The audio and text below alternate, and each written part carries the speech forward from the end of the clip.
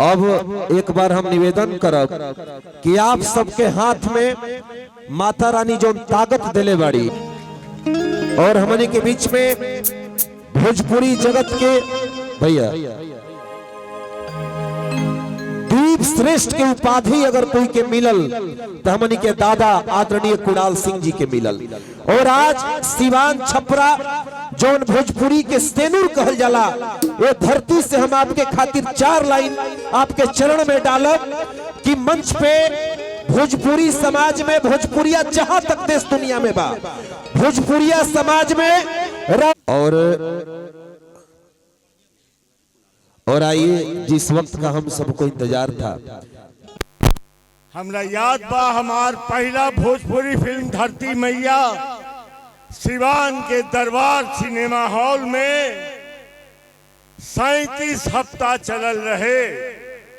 और सिवान के अगर माँ बाप बड़े बुजुर्ग नौजवान साथी प्यार आशीर्वाद न दिले होतन तो आज ही कुणाल के कोई पहचान न बनल हुई। हम आप लोग के कर्जदार हैं और आपके यही प्यार दुल्हा गंगा पार के गंगा किनारे मोरा गांव पिया रखिया से नुरवा के लाज न जाने कितना सिनेमा आप सबके बीच आपके अपना ही कुणाल लेके आयल। आपके आशीर्वाद मिलल, स्नेह मिलल, प्यार मिलल। और ये मंच पर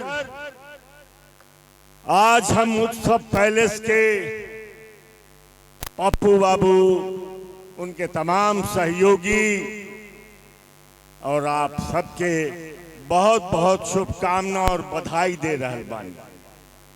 लेकिन साथ ही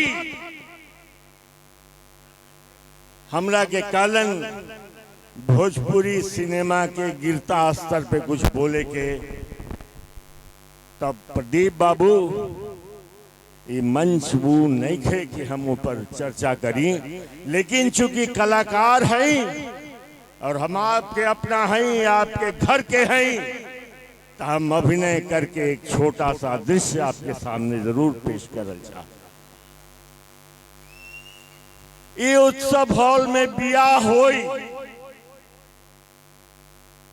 लेकिन जब दोनों गरीब के घर में बेटी पैदा होला तो गरीब बाप से पूछी कि बेटी के ब्याह में ओकर रात कैसे कटी, ओकर दिन कैसे कटा।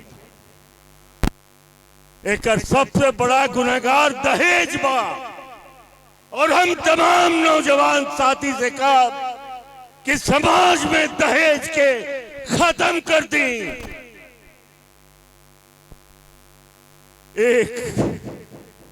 एक गरीब मास्टर अपना पेट काट के अपना बेटी के पढ़ाए, शिक्षित कैलस, लेकिन जब ब्याह करे लोग के पास गई कि हम गरीब मास्टर हई, हमार बेटी बहुत शिक्षित दिया, ब्याह कर ली। तो लोग कहलन कि हमरा बेटा था पुलिस में ऑफिसर है 50 लाख लगेगा, तो डॉक्टर है 30 लाख लगेगा, वो इंजीनियर है तो 40 लाख लगेगा। और वो मास्टर जब वो घर से निकल के जात रहे तो सब्जी मंडी में ओकर दिमाग में ऐसे लगे लगल कि तरकारी फूलगोभी आलू में के टोकरी में दूल्हा बैठल बा और ओकर बाप कह रहल बा हमार बेटा डॉक्टर 50 लाख। और वो मास्टर विक्षिप्त होके बाजार में सब लोग से कहे लगल कि ए साहेब हम गरीब मास्टर हैं साहब, हम अपना पेट काट काट के अपना बेटी के पढ़ाई ले शिक्षित कैल हैं, बहुत संस्कारी बेटी है साहब, अपना घर में अपना के बहू बना ली साहब, आप लोग के बड़ी सेवा करिए, बाकी ऐसा मत करी कि कौनो गरीब के घर में जब बेटी पैदा हो तो वो अपना बेटी के गला दबा के मार दे, कैसे कि वो गरीब बाप दहेज ना दे सके। वो ब्याह ना कर सकेला। ऐसा मत करी, ऐसा मत करी साहब। आपके भी माँ बहन कौनों के बेटी रहल हो। बस ये अभिनय ही सिर्फ नहीं है, ये मेरी जिंदगी की सच्चाई है और मैं दहेज के खिलाफ हमेशा लड़ता रहा हूं। आपका कुणाल दहेज के खिलाफ लड़ने वाला एक सिपाही है।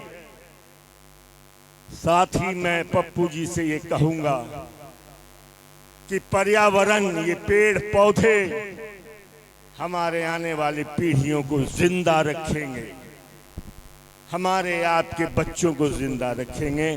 तो जो भी जोड़ी यहाँ शादी करने आए वो उससे जरूर गुजारिश करें कि दुल्हा दुल्हन से कहीं एक पेड़ जरूर लगवाइएगा, ताकि हमारे आने वाले पीढ़ियों को ऑक्सीजन मिले, सांस ले सके वो। धन्यवाद। धन्यवाद।